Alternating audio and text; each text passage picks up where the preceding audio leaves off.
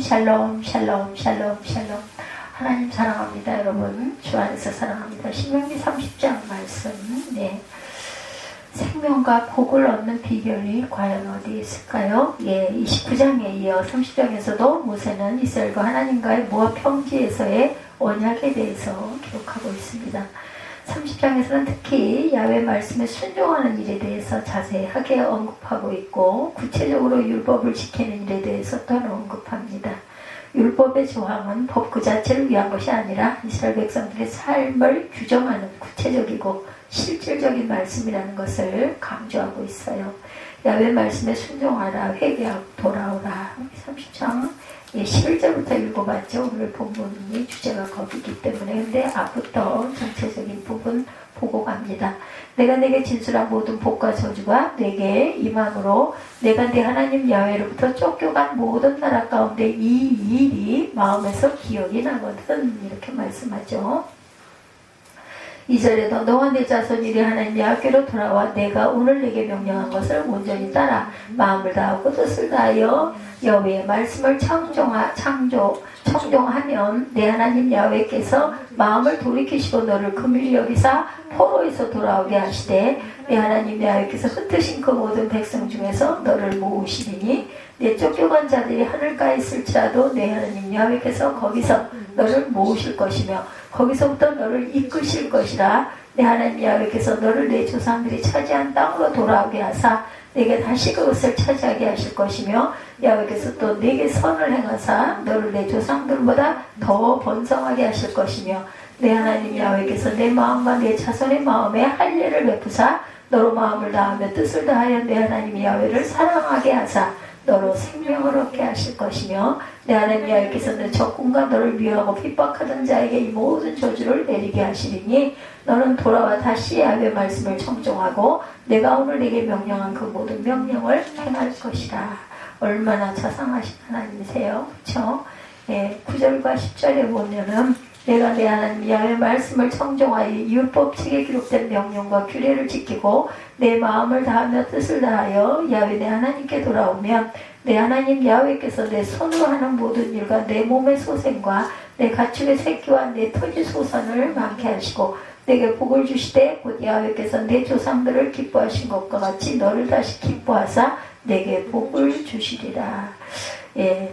야훼께서 야훼 내 하나님께로 돌아오면 하고 말씀하시죠. 돌아오면 내 하나님 야훼께서 내 손으로 하는 모든 일과 내 몸의 소생과 내 가축의 새끼와 내 토지 소산을 많게 하시고 내게 복을 주시되 곧 또한 야훼께서 내 조상들을 기뻐하신 것과 같이 너를 다시 기뻐하사 내게 복을 주시겠다. 뭐에 보하며 야훼 하나님 말씀에 순종하면 이렇게 말씀하죠. 그래서 율법의 조항은 법 자체를 위한 것이 아니라 이스라엘 백성들의 삶을 규정하는 구체적이고 실질적인 말씀이라는 것을 이렇게 강조합니다. 회개하고 돌아와라. 모세는 이스라엘이 율법의 말씀을 어겨서 이방인들에게 조롱과 멸시를 당하게 될 때 할 일에 대해서 가르치고 있습니다. 그때 이스라엘을 회개하고 돌이켜야 한다. 하나님께 불순종하던 생활을 돌이켜서 회개함으로 하나님께 용서를 구하고 다시금 하나님의 율법 말씀을 온전히 따라 순종해야 할 것이다. 그렇게 하면 하나님께서 마음을 돌이키시고 긍휼히 여기사 이스라엘을 포로된 상황을 돌리시고 회복시키시겠다 이렇게 약속을 하셨다라는 거예요. 이렇게 이스라엘 하나님의 말씀을 순종하느냐 불순종하느냐에 따라서 그들의 행복과 불행이 결정된다는 것. 근데 그걸 몰라요. 어리석게. 그렇죠? 그래서 악한 행실을 회개해야 한다. 사도행전 8장 22절입니다. 그러므로 너의 이 악함을 회개하고 주께 기도하라. 혹 마음에 품은 것을 사하여 주시리라. 이렇게 말씀하고 있습니다.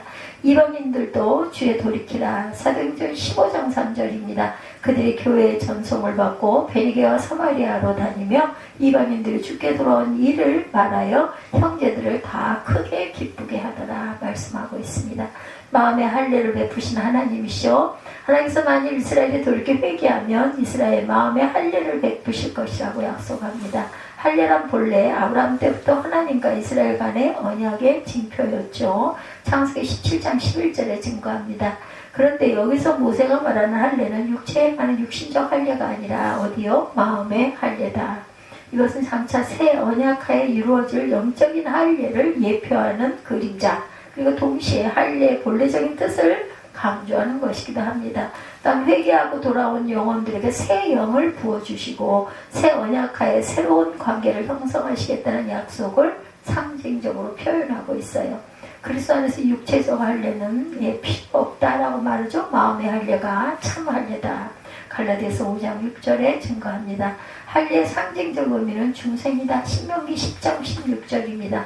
그러므로 너희는 마음의 할례를 행하고 다시는 목을 곧게 하지 말라. 목을 곧게 한다는 건 뭐예요? 교만을 행하지 말라는 거죠.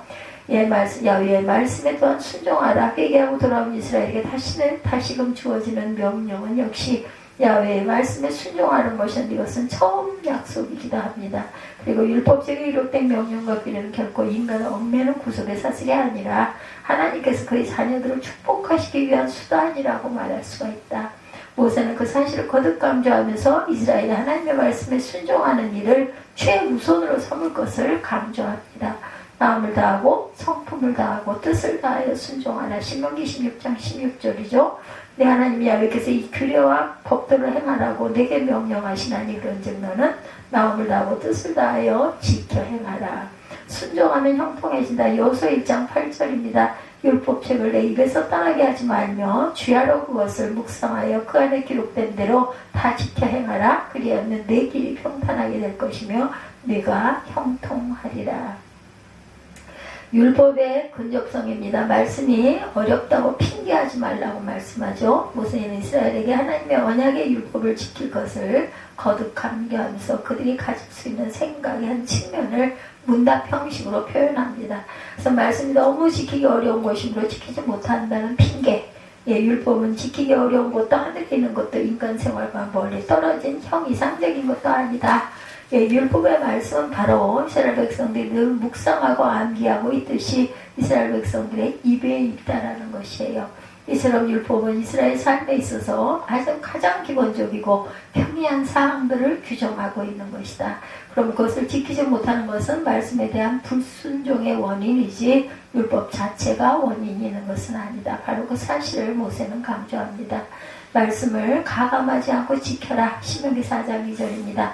내가 너에게 명령하는 말을 너희는 가감하지 말고 내가 너에게 내리는 너희 하나님 야훼의 명령을 지켜라. 말씀을 그 거울과 경계가 되도록 기록되어 있습니다. 말씀은 고린도전서 10장 11절이죠. 그들에게 일어난 이전 일은 본보기가 되고 또한 말세를 만난 우리를 깨우치기 위하여 기록되었다. 이스라엘의 삶을 인도하시는 말씀이에요. 하나님께서 이스라엘에게 말씀하신 율법은 이스라엘 삶을 온전히 인도하는 지침이라는 말씀입니다. 그래서 이스라엘은 이 말씀을 지키는 것으로만 그들의 정체성을 확인할 수 있고 그들의 존재를 드러낼 수 있다. 이는 율법이 바로 이스라엘의 삶 전체를 규정하는 것이었기 때문이고 이 사실을 이스라엘 백성들은 잘 유념하고 그들의 환경이 어떻게 바뀌든지 지도자가 누구든지 오직 하나님의 말씀에 따라 인도받는 민족이 되어라. 이러한 사실은 오늘날 우리 성도들에게도 동일하게 적용됩니다. 우리의 삶을 인도하는 유일한 지침은 바로 성경이죠. 그래서 성경 외에 어떤 것도 이 험악한 세상에 우리를 바른 길로 인도할 지침이 없음을 우리는 명심해야 된다. 범죄치 않으려면 말씀을 마음에 두어라. 시편 119편 11절입니다. 내가 주께 범죄하지 아니하리하여 주의 말씀을 내 마음에 두었나이다. 105절 9절과 같죠? 내 마음에 틈이고 빛이라고 말씀합니다. 말씀은 자녀들에게 가르쳐야 한다. 신명기 11장 19절입니다. 또 그것을 너의 자녀에게 가르치며 집에 앉아있을 때든 길을 갈 때든 누워있을 때든 일어날 때든지 이 말씀을 강론하고 또 내 집 문설주와 바깥문에 기록하라. 말씀을 다 성취될 것이다. 열왕기상 8장 56절입니다. 야훼를 찬송할지로다. 그가 말씀하신 대로 그의 백성 이스라엘에게 내 명을 주셨으니 태평을 주셨으니 그 종 모세를 통하여 무릇 말씀하신 그 모든 좋은 약속이 하나도 이루어지지 아니하였도다 말씀하죠. 그리고 순종과 불순종에 대해서 말씀합니다. 축복과 저주를 우리 앞에 두셨다. 모세는 이제 하나님과 이스라엘 간의 언약에 대해서 장황하게 이야기하던 것을 결론 지으며 율법을 순종하는 데 따른 축복과 불순종하는 데 따른 저주를 대조적으로 보이고 있습니다. 하나님께서는 축복과 저주를 이스라엘 앞에 두셨고 이스라엘은 그것을 선택할 수가 있었다. 예, 하나님께서 우리에게 자유의지를 주신 게 바로 이 부분입니다. 어떤 것을 택하든지 내가 원하는 대로 내가 주리라 말씀하죠. 11절 보면 내가 오늘 내게 명령한 명령은 되게 어려운 것도 아니요 먼 것도 아니라 하늘에 있는 것이 아니 내게 이르기를 누가 우리를 위하여 하늘에 올라가 그의 명령을 우리에게로 가지고 와서 우리에게 들려 행하게 하려 할 것이 아니요 이것이 바다 밖에 있는 것이 아니니 내가 이르기를 누가 우리를 위하여 바다를 건너가서 그의 명령을 우리에게로 가지고 와 우리에게 들려 행하게 하려 할 것도 아니라 오직 그 말씀이 내게 매우 가까워서 내 입에 있으며 내 마음에 있은즉 내가 이를 행할 수 있느니라. 보라 내가 오늘 생명과 복과 사명과 화를 내 앞에 두었나니 곧 내가 오늘 내게 명령하여 내 하나님 야훼를 사랑하고 그 모든 길로 행하며 그의 명령과 규례와 법들을 지키라 하는 것이라. 그리하면 내가 생존하며 번성할 것이요 또 내 하나님 야훼께서 내가 가서 차지할 땅에서 내게 복을 주실 것이니라. 그러나 내가 만일 마음을 돌이켜 듣지 아니하고 유혹을 받아 다른 신들에게 절하고 그를 섬기면 내가 오늘 너희에게 선언하노니 너희가 반드시 망할 것이라. 너희가 요단을 건너가 차지할 땅에서 너희의 날이 길지 못할 것이니라. 내가 오늘 하늘과 땅을 불러 너희에게 증거를 삼노라. 내가 생명과 사망과 복과 저주를 내 앞에 두었은즉 너와 내 자손이 살기 위하여 생명을 택하고 내 하나님 야훼를 사랑하고 그의 말씀을 청종하며 또 그를 의지하라. 그는 내 생명이시오 내 장수이시니 야훼께서 내 조상 아브라함과 이삭과 야곱에게 주리라고 맹세하신 땅에 내가 거주하리라 말씀하죠. 이 선택은 두 가지죠. 율법을 순종하느냐 불순종하느냐. 모세는 신명기 18장에서도 선명하고 보여준 두 선택의 확연한 결과에 대해서 다시금 요약하면서 이스라엘이 율법을 순종함으로 말미암은 축복받을 것을 강력하게 권면합니다. 당시 이스라엘이 가서 취하여야 할 가나안 땅은 결코 율법을 순종하며 하나님의 뜻을 따르기에 수월한 환경이 아니에요. 예, 문화적으로도 정착만의 농경문화가 꽃피워 있었고 정착민의 농경문화가 꽃피워 있었고 조상 때부터 유목생활을 하던 이스라엘이 그 문화와 종교에 도취되어 율법 순종하기를 포기하기 좋은 환경이었다. 그래서 더욱 모세는 강조적으로 이스라엘이 그 앞에 놓인 하나님의 저주 대신에 축복을 취할 것을 권면합니다. 예, 영적인 축복은 거듭남이라. 고린도후서 5장 17절입니다. 그런즉 누구든지 그리스도 안에 있으면 새로운 피조물이라. 이전 것은 지나갔으니 보라 새 것이 되었도다. 그리스도 안에 있는 자에게는 결코 정죄함이 없다고 로마서 8장 1절에 그러므로 이제 그리스도 예수 안에 있는 자에게는 결코 정죄함이 없나니 주를 사랑하지 않는 자는 저주를 받는다. 고린도전서 16장 22절입니다. 누구든지 주를 사랑하지 아니하면 저주를 받을지어다. 우리 주여 오시옵소서 하고 말씀하죠. 잔지를 증인 삼은 하나님과의 언약이에요. 모세는 당시 하트 족속의 그 조약 문서의 방식을 활용해서 하늘과 땅을 불러서 그들을 언약의 증인으로 삼고 있습니다. 당시 강국이었던 그 히타이트 족속의 언약이 가지는 확고성을 이스라엘 백성들이 이해하고 있었던 만큼 하나님의 언약은 그보다 더욱 확실한 것이다. 왜냐하면 하나님은 그 천지를 창조하신 분이시기 때문이고 그러한 언약을 지키지 않는 자들에게 반드시 심판을 받아야 하는 것이다. 하나님과 인간의 영원한 무지개 언약이 있었어요. 그죠? 노아 시대에 창세기 9장 19절 무지개가 구름 사이에 있으리니 내가 보거나 하나님과 모든 육체를 가진 땅의 모든 생물 사이 영원한 언약을 기억하리라. 예, 이렇게 말하죠. 인간들이 영원한 언약을 피합니다. 이사야 24장 5절에 땅이 또한 그 주변 아래 더럽게 되었으니 주민 아래서 더럽게 되었으니 이는 그들의 율법을 범하며 율례를 어기며 영원한 언약을 깨뜨렸습니다. 이렇게 말씀하죠. 30장 결론입니다. 이스라엘 백성들은 하나님께서 모세를 통하여 계속 말씀하시는 권면을 따라서 율법 말씀에 순종하는 삶을 살아야만 했다.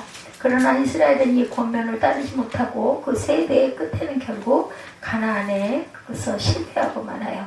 이를 교훈으로 우리 모두는 이스라엘의 실패를 기억하고 모세가 이렇게 강조하고 반복하여 말하는 내용을 숙지할 줄 알아야 되겠다. 그리고 하나님의 말씀을 순종하는 것을 우리 신앙의 가장 중요한 사항으로 삼고 봐야 되겠죠. 예. 순종이 제사보다 낫다 이렇게 말씀하고 있죠. 말씀이 가라고 하는 곳까지 가서 멈추는 철저한 말씀 중심의 삶이야말로 우리 하나님의 축복의 울타리 안에 붙들어 놓은 곳이라는 것을 잊지 말아야 되겠다. 하나님의 말씀과 함께 갑니다. 30장 9절에서 14절. 세계적인 성악가인 파바로티는 어려서부터 음악적인 재질을 갖고 있었다고 그래요. 재가점을 하던 아버지는 생활이 윤택하지 못했지만 아들의 소질을 살려주려고 아주 많은 노력을 했다고 그러죠. 막상 대학에 입학할 때 그는 교육학에 관심이 많아 교육학을 전공하게 됩니다. 파바로티. 그는 대학을 졸업할 때가 가까워오자 진로 문제를 고민하게 됩니다. 그는 내신 성악과 교육을 동시에 하고 싶었어요. 그때 아버지가 방으로 불러서 반의 의자를 멀리 밀어보며 말씀합니다. 얘야, 이처럼 멀리 떨어져 있는 두 의자 위에 내가 동시에 앉으려고 하면 너는 자그마한 바람에도 떨어지고 말 것이다. 그러니까 양팔에 걸치지 말라는 거죠. 이 말씀은 의자에 앉으려면 반드시 한 의자를 선택하고 그 선택 반드시 내 스스로 해야 한다. 결국 파바로티는 심사숙고 끝에 성악을 선택하게 됩니다. 인생은 선택이죠. 전공도 직업도 선택입니다. 더욱이 신앙 또한 선택입니다. 크리스찬으로 살아간다는 것 자체가 선택이다. 우리 모두는 매일매일 선택과 그저 버리는 것과 선택의 두 기로에서 항상 선택과 어떤 걸 비울 것인가를 생각하게 되죠. 주일만 지키는 정도의 신앙생활을 할 것인가 아니면 진실한 크리스찬이 될 것인가 이것 또한 선택이다. 하나님의 말씀을 내 삶의 전반에 걸쳐 적용할 것인가 아니면 필요할 때만 적용할 것인가 이것 또한 선택입니다. 본문에 30장에 이스라엘의 출애굽 후에 광야에서 40년을 지나고 난 후에 모세가 모압 평지에서 마지막 세 관의 설교를 했는데 그 중에서 맨 마지막 설교가 이 30장 말씀입니다. 모세는 백성들에게 하나님의 말씀을 순종함에 따라 축복과 저주가 따른다 이렇게 설교하죠. 축복과 저주는 인간의 운명에 의해서 정해져 있는 것이 아니라 각 사람의 선택에 의해서 오는 것이다. 우리는 이제 우리의 수건 사업인 새 성전, 이런 그 완공들 이런 일들을 많이 해요. 새 성전 지어서 완공하면 얼마나 하나님께 영광이겠어요. 그래서 하나님의 말씀에 순종하면 복을 받는다. 성전, 우리가 지을 수 있으면 감사하지만 못 지으면 내 마음의 성전을 지으시면 됩니다. 모세는 세상을 떠나기에 앞서 이스라엘 민족이 하나님의 언약을 다시 기억하게 하고 언약을 다시 체결하는 시간을 가졌어요. 그 언약은 이스라엘은 하나님의 백성이 되고 하나님은 이스라엘의 하나님이 되시겠다는 언약이었죠. 하나님과 사람이 언약을 체결하는 것보다 엄숙하고 감격적인 예식은 아마 이 세상에 없을 것입니다. 마찬가지로 오늘날도 그리스도인이 예수 안에서 하나님의 자녀가 되고 하나님을 아버지로 모시게 되는 것보다 큰 영광은 없다. 우리는 본래 죄악에 빠져 하나님을 알지 못하는 존재였어요. 설령 알았다 하더라도 하나님으로 영화롭게도 아니하며 감사치도 아니하고 오히려 그 생각이 허망하여지고 미련한 마음이 어두워져서 스스로 지혜 있다 하나 우둔하게 되어 썩어지지 아니하는 하나님의 영광을 썩어질 사람과 금수와 버러지 형상의 우상으로 바꾸었고 결국에는 하나님의 진리를 거짓 것으로 바꾸어 피조물을 조물주보다 더 경배하고 섬겼다고 로마서 1장 21절에 25절에 이렇게 증거하고 있습니다. 그러나 그리스도 예수의 십자가의 죽음과 부활에서 우리는 우리의 진정한 삶의 의미와 목적을 깨닫게 되죠. 하나님을 영원롭게 하는 것이 진정한 삶의 기쁨이고 목적이 된다는 것 또한 이러한 깨달음은 아무에게나 주어지는 축복이 아니라는 것이죠. 성령으로 말미암아 그리스도를 주라 고백하는 우리 모두 기독교인들에게는 십자가의 은혜로 값없이 주어지는 축복이고 은혜입니다. 하나님을 아버지로 모시는 인생 최고의 축복을 받은 이스라엘 백성들에게 하나님은 하나님께 돌이켜 순종하면 복 주시겠다고 오늘 본문에서 말씀하죠. 9절에서 10절이죠. 내가 내 하나님 여호와의 말씀을 순종하여 이 율법책에 기록된 명령과 규례를 지키고 내 마음을 다하고 성품을 다하여 야훼 내 하나님께 돌아오면 내 하나님 여호와께서 내 손으로 하는 모든 일과 내 몸의 소생과 내 축의 새끼와 내 토지 소산을 많게 하시고 내게 복을 주시되 곧 야훼께서 내 열조를 기뻐하신 것과 같이 너를 다시 기뻐하사 내게 복을 주시리라 이렇게 말씀하세요. 하나님의 말씀에 순종하면 복을 주시되 우리가 하는 모든 일과 자녀 그리고 사업에 복을 주시겠다고 말씀합니다. 모세가 죽고 여호수아가 지도자가 되어서 백성들을 이끌고 요단강 앞에 섰어요. 그죠? 여호수아는 하나님이 동행하시겠다는 말씀을 듣고 말씀에 의지해서 백성들을 인도하고 있습니다. 그가 가진 재능이 아니라 하나님의 약속에 대한 믿음이 그를 모세와 보험가를 위대한 지도자로 만들었습니다. 하나님의 약속에 대한 믿음이 그를 작은 자에게 큰 자로 변화하게 만들어요. 여호수아는 백성들에게 너희는 레위 사람 제사장이 너희 하나님 야훼 언약궤 매는 것을 보거든 너희 곳을 떠나 그 뒤를 쫓으라. 여호수아 3장 3절입니다. 이렇게 명령하죠. 여호수아의 명령을 받은 제사장들이 언약궤를 메고 요단강으로 들어가려고 하고 있어요. 지금 그랬을 때 어떤 말씀을 주셨는지 보도록 합니다. 요단강으로 들어가는 것은 아주 쉬운 일이 아니죠. 빠져 죽을 수도 있기 때문에 깊지는 않았겠지만 왜냐하면 요단강은 그때가 1년 중 가장 물이 많아서 언덕까지 봄남하던 때였다고 그래요. 그러나 이스라엘 백성들은 하나님의 약속을 믿은 여호수아의 명령에 순종해서 죽을 것을 각오하고 물속으로 들어갑니다. 믿음을 가지고 물속에 들어가려는 찰나에 마치 홍해의 기적과도 같이 요단강이 딱 갈라집니다. 놀라운 기적이 일어나죠. 우리들 앞에도 험한 요단강의 물결이 세차게 일어날 때가 많아요. 개인적으로, 가정적으로, 사회적으로, 그리고 국가적으로 요단강이 봄나람하듯이 우리 힘으로는 도저히 감당할 수 없는 일이 일어날 때가 많아요. 우리를 좌절하게 만드는 수없는 일들이 또한 일어납니다. 그러나 이때 하나님께서는 하나님의 언약궤를 메고 올라와라 이렇게 말씀하세요.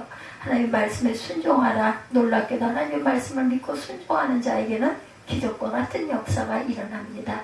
두 번째, 하나님의 말씀은 지키기가 어렵지 않다. 믿고 순종하면 기적과 같은 일이 일어나건만 우리는 이렇게 하는 일이 어렵다고 생각하고 이게 어떻게 이걸 건너 빠져 죽지 이런 그 두려움 때문에 뒤로 물러갑니다. 하나님의 말씀 앞에 우리는 마태복음에 나와 있는 그런 재물 많은 청년이 되곤 하죠. 한 청년이 예수께서 묻죠. 제가 무슨 선한 일을 하여 영생을 얻을 수 있나이까. 예수님이 말씀하시죠. 내가 영생을 얻으려면 살인하지 말라, 간음하지 말라, 도적질하지 말라, 거짓 증거하지 말라, 내 부모를 공경하라, 내 이웃을 내 몸과 같이 사랑하는 계명을 지키라. 청년은 한편으로 자랑스러움을 느끼면서 겸손히 말하죠. 이 모든 것을 내가 지켰나이다. 아직도 부족한 것이 있을까요? 예수님이 청년을 사랑스럽게 바라봅니다. 그리고 말씀하시죠. 내가 진실로 온전하게 되려면 가서 내 소유를 팔아서 가난한 자들에게 주라. 그리하면 하늘에서 보화가 내게 있으리라. 그리고 와서 나를 쫓으라. 그 말을 들은 청년은 재물이 많음으로 근심하고 돌아가죠. 그리고 그 명령을 따를 수 없다고 생각하고 집으로 돌아갑니다. 자의예요. 자 본인이 결정한 것입니다. 하나님의 말씀 앞에 우리는 이 청년의 태도를 취하기가 쉽다. 우리가 처한 그런 입장을 합리화할 수 있기 때문에 하나님 말씀에 순종하지 말지 고민하는 청년이 되곤 한다. 그 청년 나름으로는 소유를 팔아 가난한 자들에게 주지 말아야 할 이유가 있었겠죠. 이렇게 우리 자신의 입장을 합리화할 수 있기 때문에 고민하다 결국은 하나님의 말씀을 따르는 것이 어렵다고 결정을 하죠. 그러나 하나님의 사람들은 다릅니다. 사무엘은 힘차게 말하죠. 말씀하옵소서 주의 종이 듣겠나이다. 사무엘상 3장 10절. 사무엘은 하나님의 부르심에 내가 여기 있나이다. 사무엘상 3장 16절입니다. 사무엘은 하나님의 말씀에 무엇이든지 다 각오가 되어 있었어요. 재물이 많은 청년은 순종할 준비가 되어 있지 않은 사람이었고 사무엘은 순종할 준비가 되어 있는 사람이었다. 순종할 준비가 되어 있지 않은 사람에게 하나님의 말씀은 고민거리에 불과하지만 순종할 준비가 되어 있는 사람에게는 하나님의 말씀은 곧 정답이고 축복의 말씀입니다. 또한 순종할 준비가 되어 있지 않은 사람에게 하나님의 말씀은 멀리 있지만 순종할 준비가 되어 있는 사람에게는 바로 눈앞에 가까이에 있어요. 듣고 그냥 그대로 행하기만 하면 되는 거죠. 아주 쉽죠. 모세는 이것을 알고 있었죠. 내가 오늘날 내게 명한 이 명령은 내게 어려운 것도 아니요 먼 것도 아니니라. 오늘 보면 11절입니다. 하나님 말씀은 순종하기가 어렵지 않다고 말씀하죠. 하나님은 우리 인간이 할 수 없는 일을 하라고 그렇게 밀어붙이는 분이 아니시다. 하나님은 인간이 지킬 수 없는 일을 명령하시고 지키지 못하면 징계와 심판을 내리는 분이 아니에요. 오히려 그분은 인간이 말씀을 지켜 복을 받고 은혜를 받기 원하시는 하나님. 나침반의 배의 항해의 운명을 결정하듯이 하나님의 명령에 순종하는 것은 인생의 회복을 결정짓습니다. 화복을 결정짓죠. 예수께서 내 멍에를 싣고 내 짐은 가볍다고 마태복음 11장 30절에 말씀하죠. 사도 요한도 하나님의 계명에 대해서 하나님을 사랑하는 것은 이것이니 우리가 그의 계명을 지키는 것이라 그의 계명은 무거운 것이 아니로다. 요한 1서 5장 3절입니다.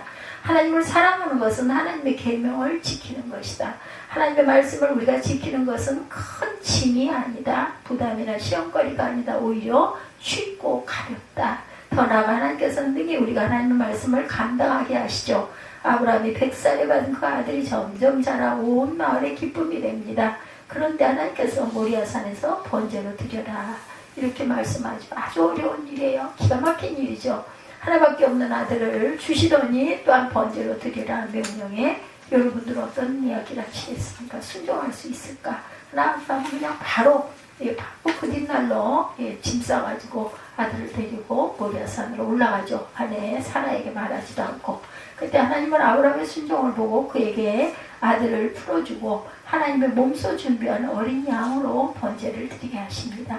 아브라함은 하나님의 테스트를 통과해서 시험을 통과합니다. 이건 정말 어려운 일이죠. 도저히 상상할 수 없는 일이에요. 우리는 그 창세기 말씀을 다 아니까 그렇게 해서 절대로 이삭을 죽이지 않고 번제거리를 양을 준비해 놓으신 하나님이다 이렇게 생각하지만 실제 내가 그걸 딱 닥쳤다면 얼마나 두렵고 얼마나 걱정이 되겠어요. 하나님은 있는 데서도 없게 하시고 없는 데서도 있게 하시는 분이라는 것을 믿었기 때문에 아브라함은 하나님을 전적으로 신뢰하고 순종합니다. 아브라함이 이런 순종이 있었기에 하나님은 그를 축복할 수 있었고 민족의 아버지라 칭해 주시죠. 또한 하나님의 말씀은 먼 곳에 있는 것이 아니라 어디에 가까운 곳에 내 안에 있어요. 본문에서 하나님의 말씀은 우리가 접할 수 없는 먼 곳 하늘에 있거나 바다 건너에 있는 것이 아니라 우리 가까이 내 앞에 있다. 요단입니다. 요단. 그렇죠? 이것은 하나님의 말씀은 공부를 가장 많이 한 사람은 이해할 수 있는 말씀이 아니라 누구라도 하나님께 기도하면서 읽거나 들으면 이해할 수 있다는 것입니다. 성경은 성령의 감동으로 쓰여진 책이기 때문에 하나님의 도우심을 구하고 기도하면 성경을 읽으면 성령께서 돌아보셔서 이해할 수 있게 합니다. 읽다 보면은 아주 재밌지 않아요? 그죠? 성경이 잊어버리지만 또 읽으면 되죠. 하나님 말씀은 우리의 생활과 동떨어져 있지도 않다. 먼데 있지 않다. 14절입니다. 오직 그 말씀이 내게 심히 가까워 내 입에 있으며 내 마음에 있은즉 내가 이를 행할 수 있으리라. 하나님의 말씀은 성령에 감화받은 사람 누구에게나 쉽게 접하여 이해할 수가 있다. 과학서적이나 철학서적은 분야에 관한 전문적인 지식을 갖춘 분야여야 하지만 성경은 그렇지 않아요. 하나님 말씀을 누구나 알 수 있고 말씀을 따라 행할 수도 있다. 마음만 먹으면. 하나님 말씀하십니다. 이사야 45장 19절 나는 흑암의 곳에 은밀히 말하지 아니하였으며 야곱 자손에게 너희가 나를 헛되이 찾으라 이르지 아니하였노라 말씀합니다. 하나님을 구하고 찾고 두드리며 만날 수 있고 응답받을 수 있다. 이 세상에 가장 부유한 자는 하나님의 말씀을 가까이 하는 사람이다. 복 있는 사람은 야훼 율법을 즐거워하여 그 율법을 주야로 묵상하는 자로다. 시편 1편 2절이죠. 하나님의 말씀을 가까이 하는 것이 세상에서 가장 큰 복입니다. 그러므로 우리는 하나님의 말씀과 함께 살아야 된다. 하나님 말씀에 순종하고 말씀을 늘 가까이 두고 자신의 삶에 믿음을 가지고 적용할 때 시냇가에 심은 나무가 시절을 쫓아 과실을 맺으며 그 잎사귀가 마르지 않은 같이 우리의 모든 행사가 형통할 것이다. 우리가 아주 좋아하는 시편 2절 1편 3절입니다. 우리 하나님의 말씀에 순종하는 말씀대로 살아가면 돼요. 우리는 하나님 말씀을 가까이 하며 시간과 육체와 물질을 봉헌하는 하나님의 자녀들, 하나님의 귀한 종들이 되어야 할 것입니다. 아까워하거나 형식으로 하면 아무 소용이 없어요. 시간의 봉헌은 기도하는 생활입니다.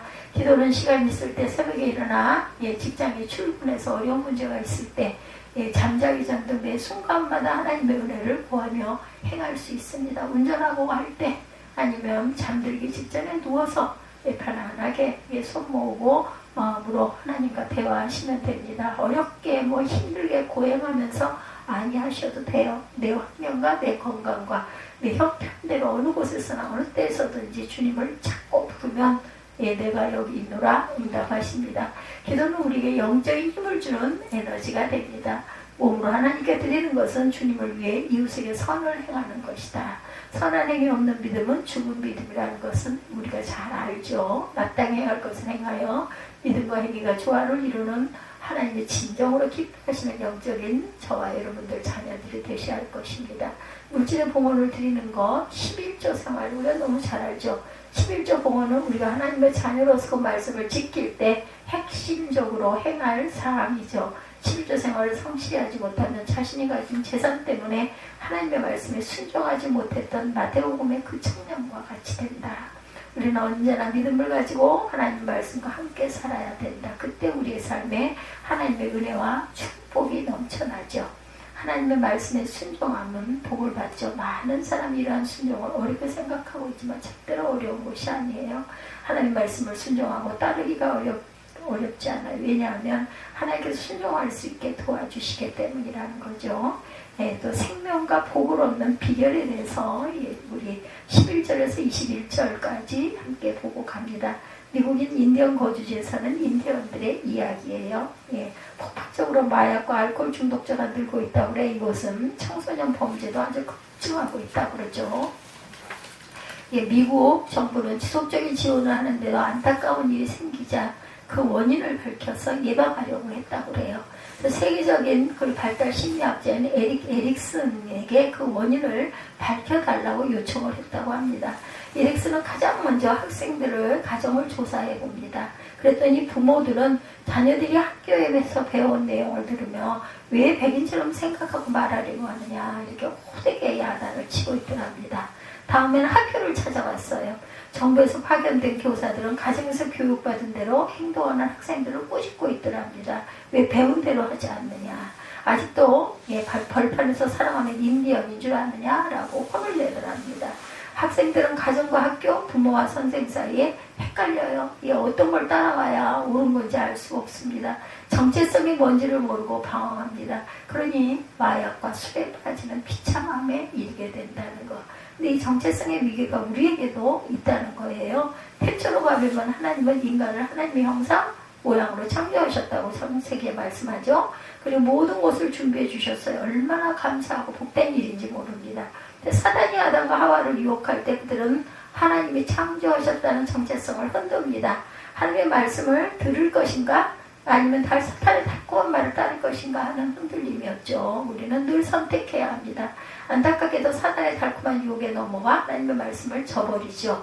사단의 말을 따라 선악과를 따먹어요. 그래서 죄를 짓고 그 죄의 형벌인 죽음이 옵니다. 이 죄와 사단의 저주, 죽음과 지옥에서 하나님은 우리를 구원하시고자 하셨죠. 그래서 유일한 하나님의 아들 예수를 이 땅에 보내셨고 그것이 바로 우리가 이제 대림이 임했죠. 승에 앞으로 올 성탄절입니다. 얼마나 감사한 일인지 몰라요. 기적이 일어난 거죠. 오늘 구약성경 신명기서에도 한마디로 복과 생명의 근원인 하나님을 잊지 말라고 말씀합니다. 신명기는 되풀이할 신자를 쓰고 있어요. 신신당부한다고 할 때 근신자입니다. 다음은 명령이죠. 신명기, 명자. 신명기는 하나님이 신신당부한 명령이고 하나님께서 베푸신 은혜, 그 하나님을 잊지 말라라는 뜻이죠. 하나님 백성 아브라함의 후손, 이집트 노예 살에서 구원받은 제사장 나라 이스라엘이 꼭 지켜야 하는 말씀입니다. 태초에 아담과 하와가 직면했던 것과 똑같아요. 두 번이나 계속 거듭해서 말씀하죠. 30장 15절에 보면 보라 내가 오늘 생명과 복과 사망과 환을 내 앞에 두었나니 19절입니다. 내가 오늘 하늘과 땅을 불러 너에게 증거를 삼노라. 내가 생명과 사망과 복과 소지를 내 앞에 두었은즉. 그러면 하나님 정말 원하시는 것은 무엇일까? 생명과 장수와 복의 근원인 하나님을 택하라는 것이에요. 19절에 내가 생명과 사망과 복과 저주를 내 앞에 두었은즉 너와 네 자손이 살기 위하여 뭘 택하고? 생명을 택하고. 하나님은 우리의 창조주세요. 생명과 복의 근원이시죠. 창세기 1장 28절에 하나님이 그들에게 복을 주시며 하나님이 그들에게 이르시되 생육하고 번성하여 땅에 충만하라 땅을 정복하라. 바다의 물고기와 하늘의 새와 땅에 움직이는 모든 생물을 다스리라 하시니라. 오늘 성경도 하나님은 생명과 복의 근원이다 라고 말씀합니다. 성경도 생명과 복의 근원 20절입니다. 그는 내 생명이시오 내 장수이시니 야훼께서 내 조상 아브라함과 이삭과 야곱에게 주리라 하고 맹세하신 땅에 내가 거주하리라. 그 하나님을 택해라. 생명과 복과 장수의 근원이신 하나님을 택하라는 거예요. 답을 다 주셔요. 오늘 성경에 5가지를 말씀하죠. 16절에 곧 내가 오늘 내게 명령하여 첫 번째 내 하나님 야훼를 사랑하고 두 번째 그 모든 길로 행하며 세 번째 그의 명령과 규례와 법들을 지키라 하는 것이라.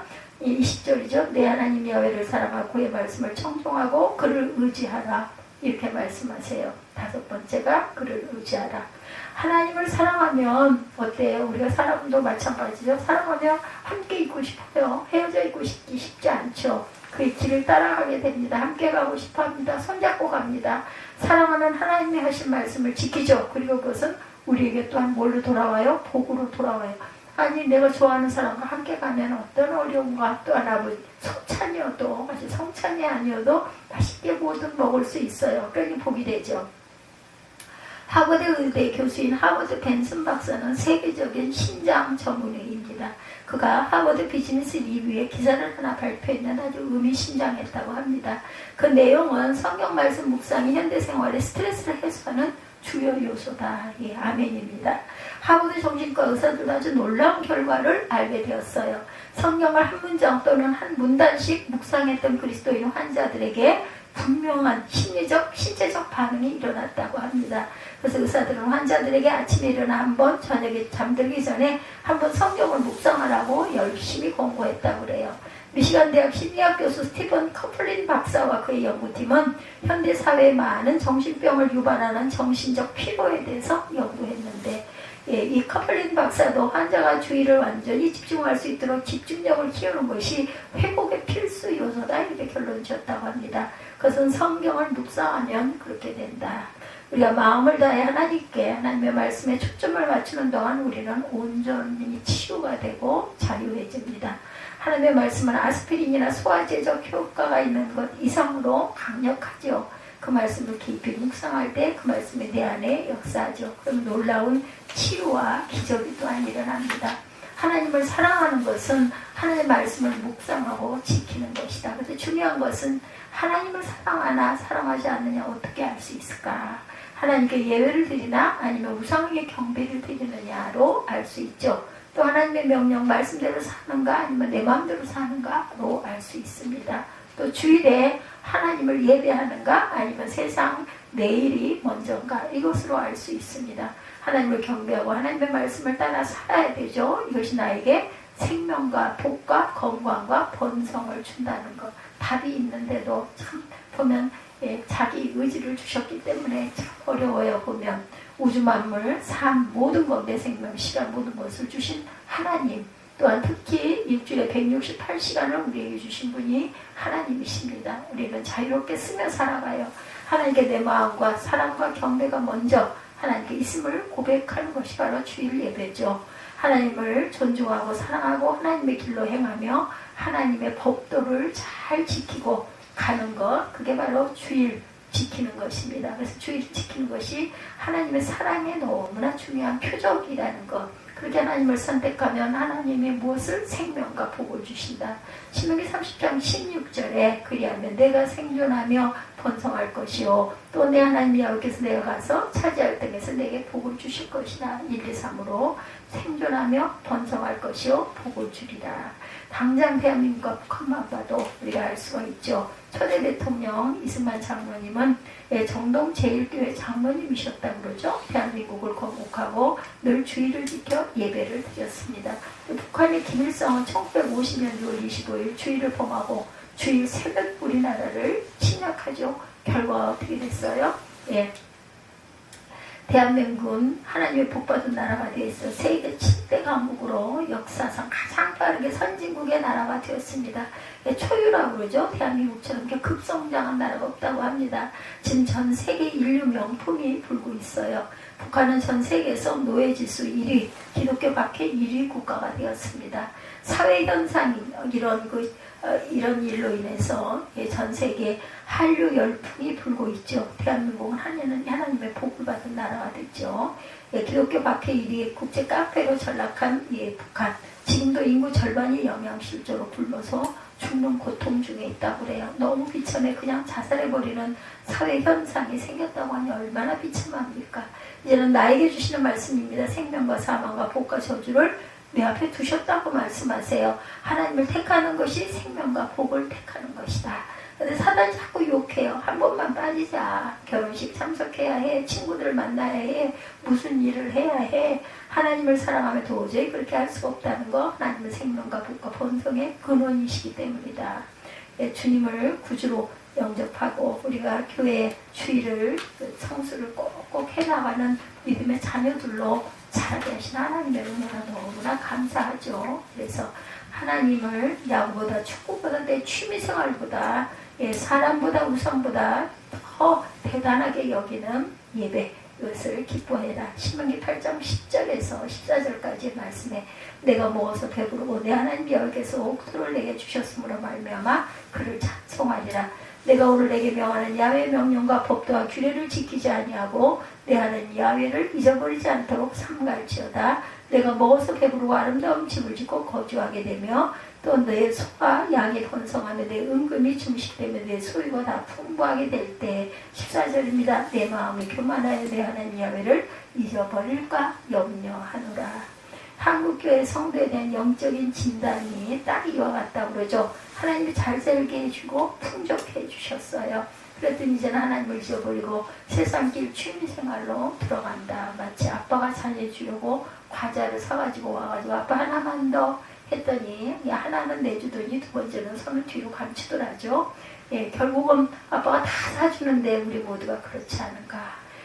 나에게 복과 평강과 건강을 주신 하나님을 잊지 않고 예배드리는 건 마땅합니다. 이 진리는 지구의 종말이 올 때까지 무슨 일이 있어도 하나님이 원하시는 것이다. 히브리서 10장 24절입니다. 서로 돌아보아 사랑과 선행으로 격려하며 모이기를 패하는 어떤 사람들의 습관과 같이 하지 말고 오직 고나여 그날이 가까움을 볼수록 더욱 그리하자. 이것이 하나만 보아도 내 마음이 하나님께 있고 하나님을 존중하고 하나님을 믿는지 그렇지 못한지를 알 수가 있다는 것이죠. 잊지 않는 저와 여러분들 되셔야 된다. 17절부터 보죠. 그러나 내가 만일 마음을 돌이켜 듣지 아니하고 유혹을 받아 다른 신들에게 절하고 그를 섬기면 내가 오늘 너에게 선언하노니 너희가 반드시 망할 것이라. 너희가 요단을 건너가 차지할 땅에서 너희의 날이 길지 못할 것이니라. 실제 열왕기하 21장에도 히스기야 왕의 아들 므낫세 왕이 말도 안 되는 우상 숭배를 하죠. 우상을 숭배하는 산당을 짓고 바알과 아세라 신상을 만들어 경배하죠. 특히 하나님이 극도로 화가 나신 이유는 아세라 목성을 예루살렘 성전 안에다 합당했어요. 얼마나 화가 나셨는지 이스라엘은 바벨론에게 멸망당하고 맙니다. 하나님의 최대의 계시와 복은 예수이시죠. 예수님을 믿는 것이 하나님을 가장 존중하는 길이라는 것. 요한복음 6장 29절입니다. 예수께서 대답하여 이르시되 하나님께서 보내신 이를 믿는 것이 하나님의 일이니라 하시니. 하나님을 믿는 것이 일하는 거예요. 여러분이 가론 유다로 살지 않기를 유다는 예수님 주변에 왔다 갔다 했죠. 유다는 예수님을 진정 구주로 믿지를 못했어요. 그래서 예수님을 팔아넘깁니다. 역시 가룟 유다에게도 생명과 사망과 복과 저주가 앞에 놓여 있었고 사망과 저주를 택해서 은전 30년에 넘기죠. 정말 하나님의 생명과 복과 번성을 원한다면 하나님을 사랑하시고 하나님께 온전한 예배를 드리고 주의를 잘 지키고 하나님의 말씀을 묵상했을 때 하나님께서 우리에게 복과 생명을 주신다는 것을 잊지 않는 저와 여러분들, 오늘 신명기 30장 전체를 제가 최 5장을 굉장히 생각을 하다가 그래도 증거하는 게 낫지 좀 길어도 하고 제가 전체를 추석하면서 저 또한 또 은혜를 받습니다.